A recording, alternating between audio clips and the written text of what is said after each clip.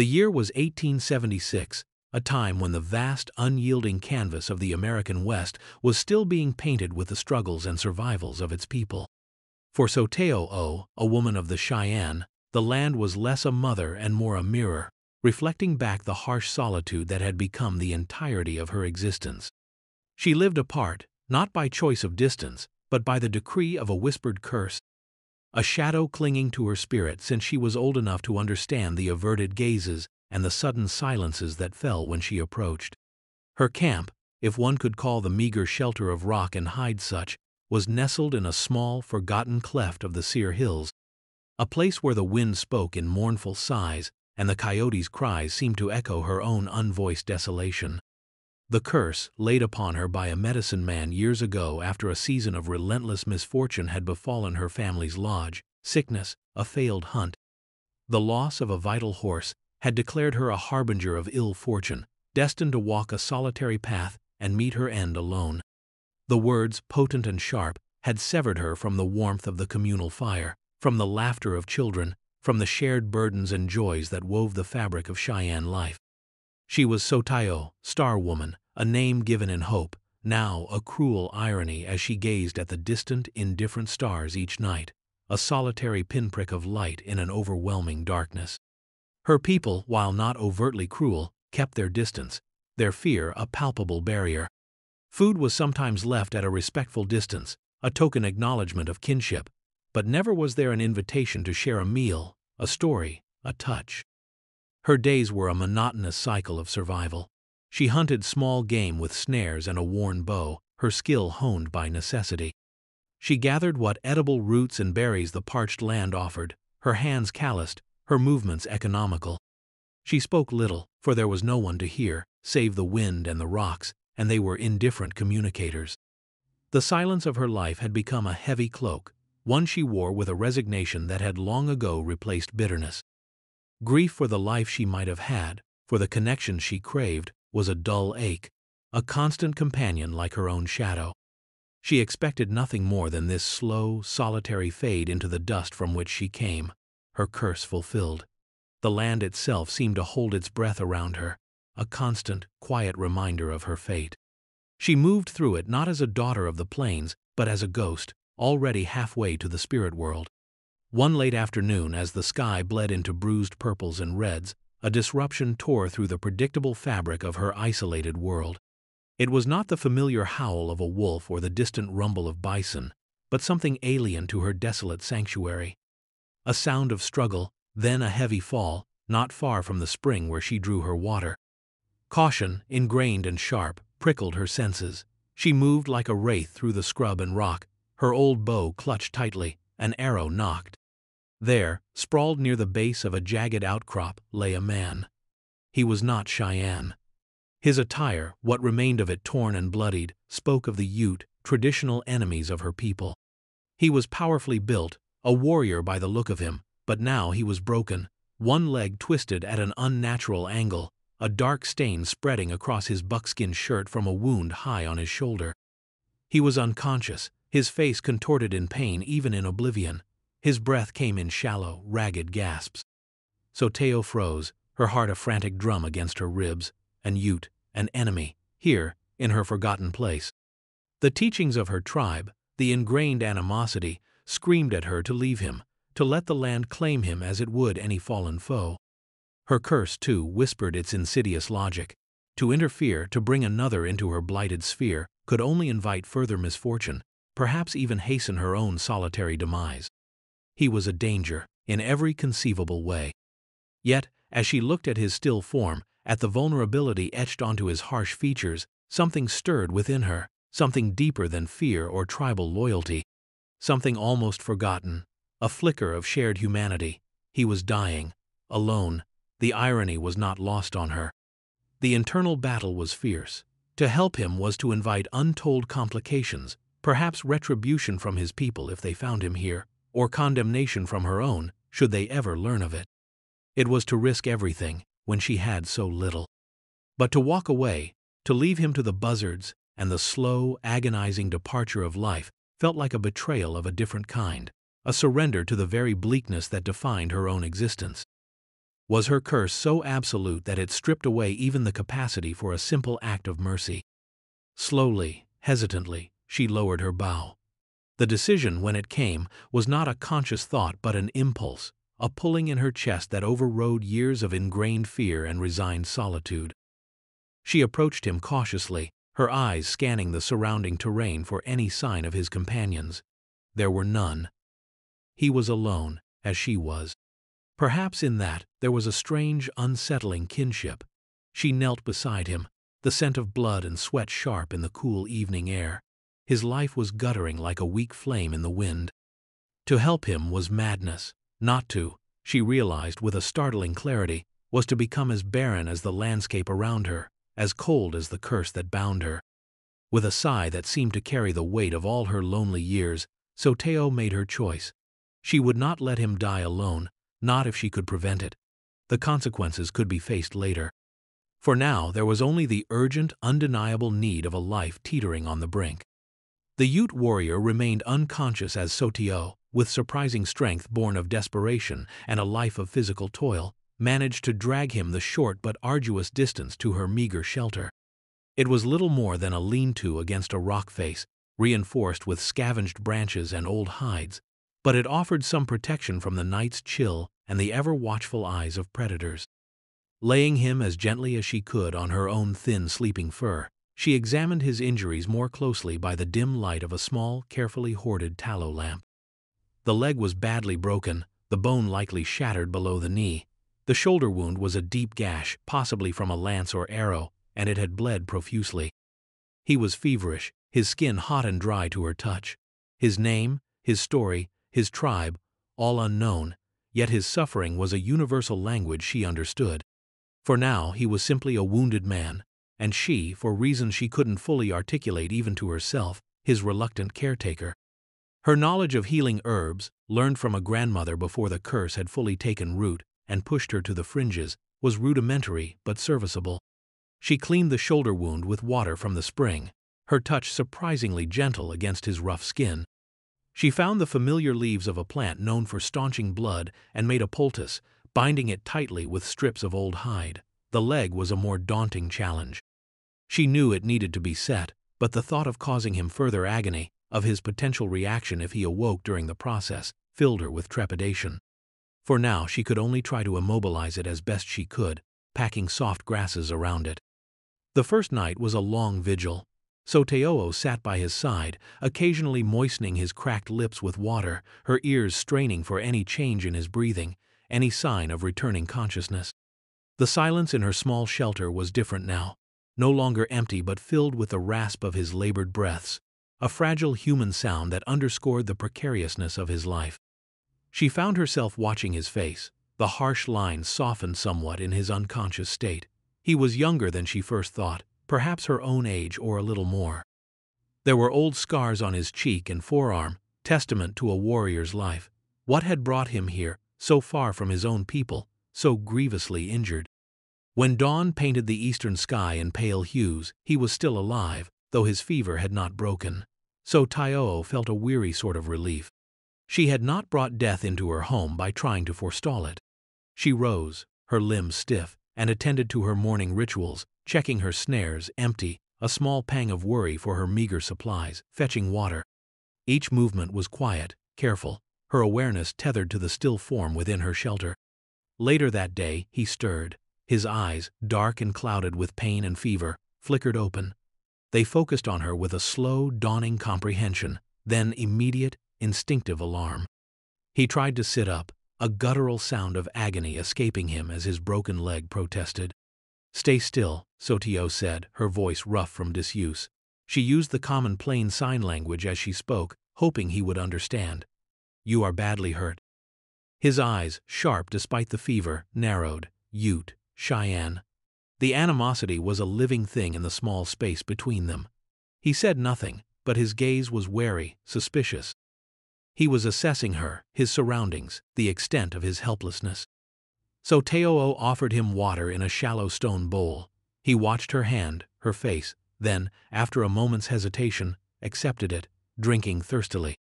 The act felt monumental, a tiny crack in the wall of mistrust. Communication remained minimal, fraught with the tension of their respective identities. She spoke only when necessary, in brief, functional sentences, supplemented by signs. He remained largely silent, his dark eyes following her movements as she tended to the small fire, prepared a thin broth from some dried roots, or checked his wound. The air was thick with unspoken questions, with the weight of centuries of conflict between their peoples. She knew the risks she was taking were immense. If his warriors found him here, they might assume she had captured or harmed him. If her own people discovered her harboring an enemy, the consequences would be severe, her already tenuous existence made impossible. The curse felt heavier now, its prophecy of loneliness seeming to mock her tentative act of connection. Yet, she continued. Each small act of care, changing the poultice, offering food, ensuring the fire didn't die, was a step further away from the barren solitude she had known. His name, she learned a few days later, was Kuruk. He spoke it in a low growl when his fever had lessened slightly, his voice raspy. He offered no other information, and she did not ask. His Ute words were mostly incomprehensible to her, as her Cheyenne was to him, but through gestures, a shared understanding of a few common signs, and the sheer necessity of their situation, a fragile bridge of communication began to form. He watched her constantly, his gaze intense, no longer purely hostile, but deeply searching. He saw the solitude that clung to her like a second skin, the quiet capability in her hands, the sorrow that lay deep in her eyes. He saw a woman who, despite the clear signs of hardship, had chosen to save him, an enemy. Days bled into a week, then 2. Kuruk's fever slowly abated, and with it, some of the immediate danger to his life passed. The gash on his shoulder began to heal, knitting together under Sotio's diligent care. His leg, however, remained a serious concern. She had done her best to keep it straight and immobile, but she knew it needed more than her limited skills could provide. He was still weak, unable to put any weight on it, confined to the small space of her shelter. This forced proximity bred a strange kind of intimacy. They shared the silence, the small sounds of daily existence. Soteo would grind dried berries and roots for their meager meals, Kuruk watching her, his expression unreadable. Sometimes he would try to help, whittling a piece of wood with a knife she had reluctantly allowed him to keep, or mending a tear in one of her worn hides with an awl she provided. These small shared tasks were performed with a careful courtesy, an unspoken acknowledgement of their mutual dependence. She learned to read the subtle shifts in his expression, the tightening of his jaw when pain surged through his leg, the flicker of something akin to gratitude in his eyes when she brought him fresh water, or a slightly more substantial piece of smoked rabbit she had managed to snare. He, in turn, began to see beyond the initial impression of a solitary, perhaps outcast, Cheyenne woman. He saw her resilience, her quiet strength in the face of what was clearly a harsh and lonely life. He noticed the way she moved, with a grace that even hardship could not entirely erase, the way her eyes, often shadowed with sorrow, would sometimes soften when she looked out at the vast, indifferent landscape, as if finding a bitter sort of solace there.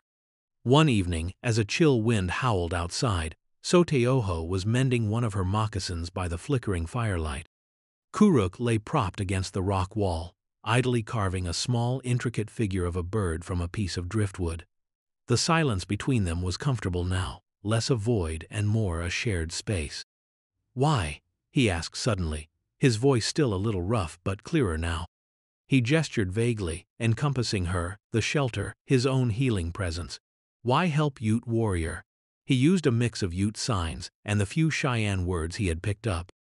Soteo paused in her stitching, her gaze fixed on the needle. The question hung in the air, simple yet profound. She had asked it of herself many times. "You were dying," she said finally, her voice low. She signed alone with a gesture that conveyed a deep, personal understanding of the word. No one should die alone. Kuruk looked at her, truly looked at her, and for the first time, she thought she saw something beyond gratitude or curiosity in his dark eyes. It was a flicker of understanding, perhaps even empathy. He knew solitude too, in his own way, the solitude of a warrior far from his people, injured and vulnerable. But her words hinted at a deeper, more permanent loneliness. Slowly, tentatively, pieces of their pasts began to emerge, not in long narratives, but in brief, fragmented disclosures. Soteo never spoke directly of the curse, but Kuruk sensed the invisible walls around her, the reason for her profound isolation. He saw the way she flinched from any accidental touch, the way she carried herself as if expecting rejection. He learned of her skill with snares, her knowledge of the silent, subtle language of the land. Kuruk, in turn, spoke little of his life as a warrior, but she gleaned that he was a man of some standing, respected, perhaps feared. He spoke of mountains, different from these arid hills, of a larger, more vibrant community. He never questioned why she lived as she did, so utterly alone, but his observation was constant, and she felt, strangely, not judged, but seen.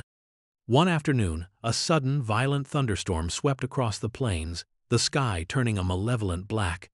Rain lashed down in sheets, and the wind shrieked like a banshee. Water began to seep into their shelter, and a section of the hide roof threatened to tear away. Kuruk, despite his injured leg, pushed himself up, his face set with determination. "Hold," he grunted, gesturing for Soteo to secure one side while he, with considerable effort and pain, managed to brace the other, refastening the loosened thongs. They worked together in the dim, chaotic light, soaked and shivering, the roar of the storm isolating them further from the outside world. When the worst of it had passed, leaving behind a washed, trembling landscape, they sat in the damp coolness, a shared sense of accomplishment, of having weathered something together. Settling between them. It was a small thing, yet it felt significant. The barrier of mistrust had been steadily eroding, replaced by a tentative reliance, a quiet acknowledgement of shared humanity. As Kuruk's strength returned, a new tension began to permeate their small shelter. His leg was healing, albeit slowly and imperfectly. He was beginning to move around more, testing its strength, his warrior's instinct for action reasserting itself. The question of his departure, unspoken yet palpable, hung in the air. He could not stay here indefinitely. Soteo knew this. He had a people, a life to return to, and she had her curse, her solitude. The brief interlude of shared existence was drawing to a close. The thought brought a surprising pang of desolation, sharper than any she had felt in years. She had grown accustomed to his presence, to the quiet companionship, to the subtle shift in the atmosphere of her world from utter emptiness to something less empty. His gaze, which had once been suspicious, now often held a warmth that unsettled her, made her heart beat a little faster. She found herself avoiding his eyes, unnerved by the emotions he stirred within her, emotions she had thought long dead and buried. Kuruk, too, was grappling with unfamiliar feelings. This Cheyenne woman, this outcast, had shown him a kindness he would never have expected from an enemy. He had seen her strength, her resilience, her quiet dignity in the face of a sorrow he could only guess at. He found himself admiring her, respecting her. And more than that, he felt a pull towards her, a desire to protect her, to ease the burden of her loneliness. It was a dangerous, forbidden sentiment. She was Cheyenne, he was Ute. Their peoples were at odds. Any connection beyond what necessity had dictated was unthinkable. One morning, as Soteo returned from checking her snares, successful for once, a plump rabbit hanging from her belt, she found Kuruk standing outside the shelter. Leaning heavily on a sturdy branch he had fashioned into a crutch, he was looking towards the distant blue haze of the mountains that marked the traditional lands of the Ute. His expression was somber, conflicted. "I must leave soon," he said without turning. His voice was flat, devoid of emotion, yet Soteo heard the undertone of regret. Her heart sank. She nodded, unable to speak, the word caught in her throat. Of course he had to leave, it was inevitable. "My people will be searching," he continued. "It is not safe for you if they find me here with you." He finally turned to face her, his dark eyes searching hers. "And it is not safe for me to remain in Cheyenne territory." The unspoken truth was that their connection, fragile as it was, had already made them both vulnerable. The world outside their small, isolated bubble did not recognize such bonds, only tribal lines and ancient enmities. The threat materialized sooner than either of them anticipated. It was a clear, cool morning a few days later. Soteo had gone to the spring for water, leaving Kuruk to tend a small fire. As she started back, a flicker of movement in the distance caught her eye. Not deer, not coyote, men on horseback, several of them. And from their attire, their way of riding, she knew instinctively. Ute. They were moving purposefully, their eyes scanning the landscape. A search party. For Kuruk. Panic, cold and sharp, seized her. She dropped her water skin and raced back to the shelter, her heart hammering against her ribs. Ute! She gasped, bursting in. Riders. Coming this way. Kuruk was instantly alert, his warrior instincts taking over. He grabbed his makeshift crutch and the knife she had allowed him. His face was grim. How many? 5, maybe 6, she panted. They are still some distance, but they will find this place. The implications were dire. If they found him, an honored warrior, being tended by a Cheyenne woman, they might assume she was his captor, or worse, a traitor who had somehow lured him.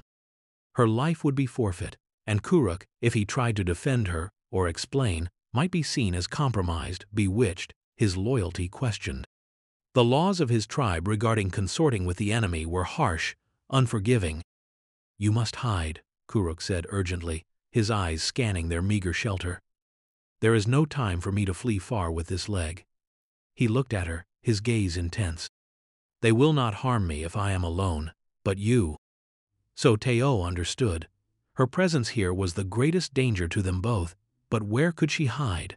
The land around was open, offering little cover from determined searchers. There is a small cave, she said, thinking quickly, higher up in the rocks. It is well hidden. I will go there. Go, he urged, his voice tight, quickly. But as she turned to leave, a different group of riders appeared from another direction, cresting a nearby ridge. Cheyenne, her own people. 3 warriors, their faces stern, their eyes sweeping the desolate landscape. Perhaps they had seen the Ute party, or perhaps they were on a patrol of their own. Their paths were converging directly on Sotayo's small, hidden valley. Sotayo and Kuruk exchanged a look of sheer desperation, trapped, caught between 2 hostile forces. The fragile peace of their shared solitude was about to be shattered. The stakes had escalated beyond anything they could have imagined. Their developing bond, their unspoken feelings, were now pitted against the full weight of tribal law, ancient hatreds, and her own accursed fate. Her curse, it seemed, was not content with mere loneliness. It demanded a more dramatic, public destruction. The air crackled with imminent confrontation. The Ute riders, sighting the Cheyenne, spurred their horses, war cries splitting the morning calm. The Cheyenne warriors, equally alert, prepared to meet the threat. So Teo's small, forgotten cleft in the hills was about to become a battleground. There is no place to hide now, Kuruk said, his voice low and resonant, a strange calm settling over him. He straightened as much as his injured leg would allow, his hand gripping his knife. He was a warrior, and his instincts were clear, but as he looked at Sotayo, at the fear and despair in her eyes, something shifted within him. It was not just the instinct to fight, but to protect her. Stay behind me, he commanded, positioning himself in the narrow entrance of their shelter, his body a shield. Sotayo, however, did not cower. A different kind of fire was kindling within her, born of desperation and the unexpected strength she had found in Kuruk's presence, in his care. Her curse had dictated a solitary end, but she would not meet it passively. Not anymore. She grabbed her old bow, her hands surprisingly steady as she nocked an arrow. The Ute warriors were the first to reach them. Their leader, a formidable man with a harsh, scarred face, pulled his horse up short, his eyes blazing as he took in the scene. Kuruk, injured but defiant, and a Cheyenne woman armed and standing beside him. Kuruk, the leader exclaimed, his voice a mixture of relief and suspicion. What is this? What are you doing with this, Cheyenne? The word was laced with contempt. Before Kuruk could answer, the Cheyenne warriors arrived, their expressions equally grim as they saw Sotayo with an armed Ute. One of them, a man named Vokin whom Sotayo recognized from her former life, a man who had always looked at her with a mixture of pity and fear, spoke first. Sotayo, what madness is this? You shelter an enemy? His voice was accusatory, his gaze condemning. The curse. She was fulfilling its darkest portents, bringing conflict and danger. The tension was a tangible thing, the air thick with unspoken threats and imminent violence. The Ute warriors looked ready to charge, to rescue Kuruk and dispatch Sotayo. The Cheyenne looked equally prepared to defend their territory and punish the woman who had, in their eyes, betrayed her people and her fate. It was Kuruk who broke the standoff.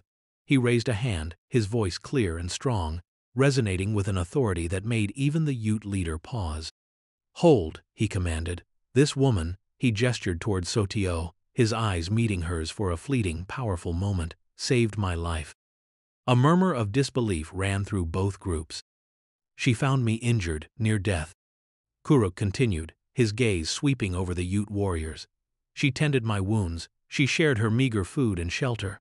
Without her I would be bones bleaching in the sun." The Ute leader frowned, his suspicion warring with Kuruk's undeniable sincerity.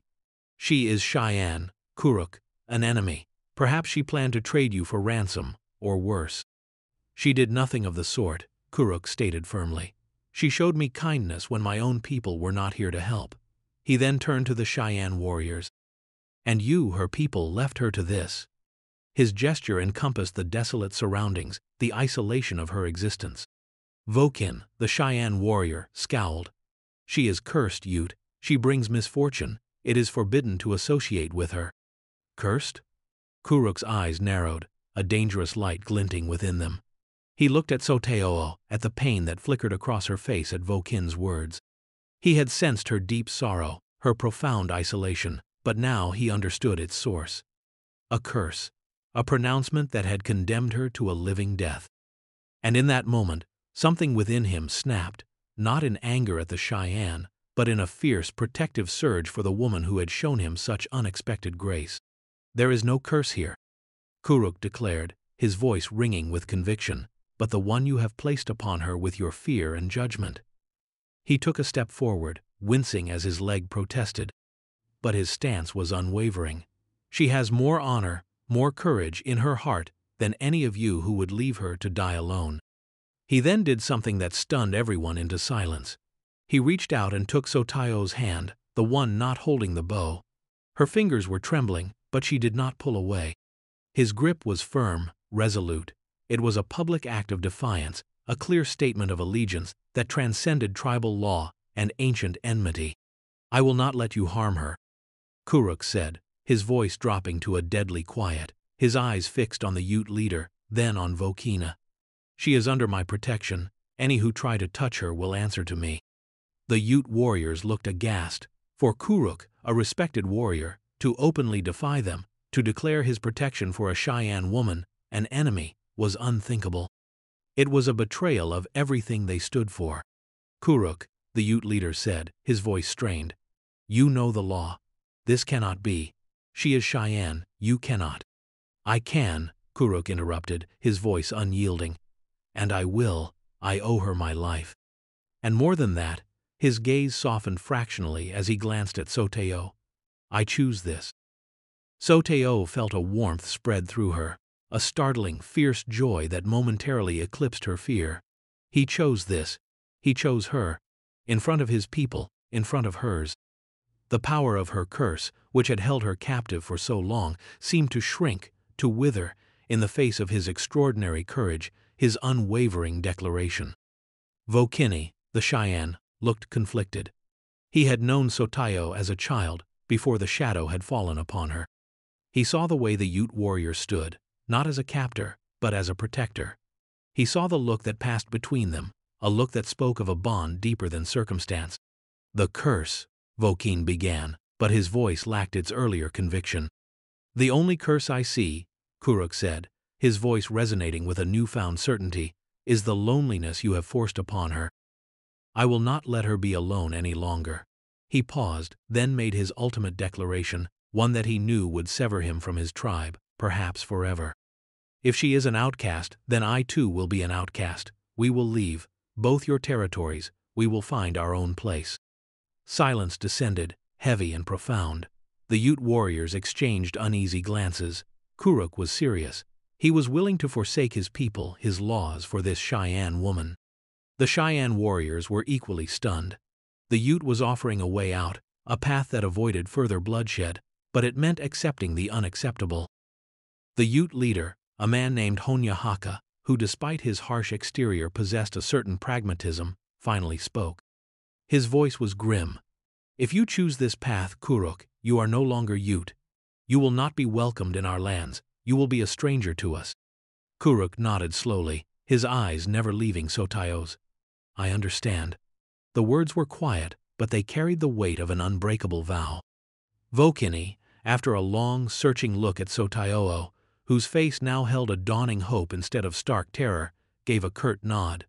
Go then, he said, his voice rough. Go, and may the spirits guide you. Perhaps the curse was wrong. It was the closest he could come to an apology, to an admission of his people's error. Slowly, reluctantly, the two groups of warriors began to back away, leaving a space around Kuruk and Sotayo. The immediate threat of violence had passed, replaced by a stunned, uneasy truce. The confrontation had ended not in bloodshed, but in a radical, life-altering choice. Kuruk had broken every law, defied every expectation, to stand with her. And in doing so, he had not only saved her life but had shattered the invisible chains of her curse. She was no longer Sotayo the cursed, the solitary. She was Sotayo, chosen, protected, and, she dared to believe, loved. The dust settled slowly in the small valley, both Ute and Cheyenne warriors having retreated, leaving Kuruk and Sotayo in a silence that felt vast and new. The tension of the confrontation drained away, replaced by a profound sense of unreality, and then a fragile, burgeoning hope. Kuruk still held her hand, his grip a warm, solid anchor in the disorienting aftermath. Sotayo looked at him, her eyes shining with unshed tears, not of sorrow, but of a relief so immense it was almost painful. You would do this? She whispered, her voice trembling. For me? Kuruk turned fully to her, his dark eyes gentle, filled with an emotion that made her heart soar. I would do more, Sotayo, he said softly, speaking her name with a tenderness that caressed her spirit. Your path is no longer solitary, it is with me now, if you will have it. She could only nod, words failing her. The weight of years of isolation, of being an object of fear and pity, began to lift from her shoulders. The curse which had defined her existence felt like a distant memory, its power broken by the simple, extraordinary courage of one man who had seen beyond it, to the woman beneath. Their departure was quiet, unhurried. They gathered what few belongings Sotayo possessed, her worn furs, her bow, a few cooking implements, the small bird Kuruk had carved for her. Kuruk, leaning on his crutch, moved with pain but also with a resolute purpose. They did not look back. Their old lives, their tribes, were behind them. Ahead lay uncertainty, a future they would have to build together, as outcasts, in a land that owed them nothing. They traveled slowly, Kuruk's leg dictating their pace. Sotayo, with her intimate knowledge of the wilder, less traveled paths, led them away from the territories of both the Ute and the Cheyenne, seeking a place where they could be safe, where they could simply be. The land was still harsh, the elements often unforgiving, but now it felt different. It was no longer a reflection of her solitude, but a canvas upon which they might paint a new life. She hunted, he helped prepare their camp, his strength slowly returning. They spoke more freely now, sharing stories, dreams, fears. The sparse dialogue of their early days blossomed into a richer communication, a weaving together of two lives, two spirits. They found their sanctuary in a small, hidden valley, nestled between protective mesas, watered by a clear stream, and teeming with enough game to sustain them. It was a place untouched by the conflicts of men, a place where the silence was peaceful, not desolate. Here, they began to build a life. Kuruk, his legs slowly mending, though it would always carry the memory of his injury, taught Sotayo Ute hunting techniques. She, in turn, shared her deep knowledge of the plants and herbs of the region, her skills in survival that had kept her alive through her years of solitude. Their shelter was sturdier than her old lean-to, built with their combined effort, a testament to their partnership. The small bird carving Kuruk had made sat on a ledge, a symbol of their beginnings. Laughter, a sound Sotayo had almost forgotten, began to echo in their small haven. There were still hardships, moments of fear, the lingering shadow of what they had left behind. But now, they faced them together. The meaning of home began to transform for Sotayo. It was not a place defined by tribe or tradition, but by the presence of another, by shared warmth, by acceptance. Kuruk, who had given up his standing, his people, for her, became her tribe, her family, her world. And she, who had been deemed unworthy of connection, found herself cherished, her resilience and quiet strength valued. The curse was truly broken, not by any shamanistic ritual, but by the power of human connection, by a love that had defied laws, prejudice, and fate. So Teowo was no longer destined to die alone. She had found her place, not on the fringes of society, but at the center of a new life, a life shared with a warrior who had seen her star, even when it was shrouded in darkness, and had journeyed into that darkness to bring it into the light. Their future was unwritten, stretching before them like the vast open plains, but they would face it hand in hand. Their resilience, a quiet testament to the enduring strength of the human spirit and the unexpected kindness that could blossom in the most desolate of landscapes. The year 1876 had begun in desolation for Soteo, but it ended in a shared whisper of hope under a canopy of stars that no longer seemed indifferent, but watchful, and perhaps even approving.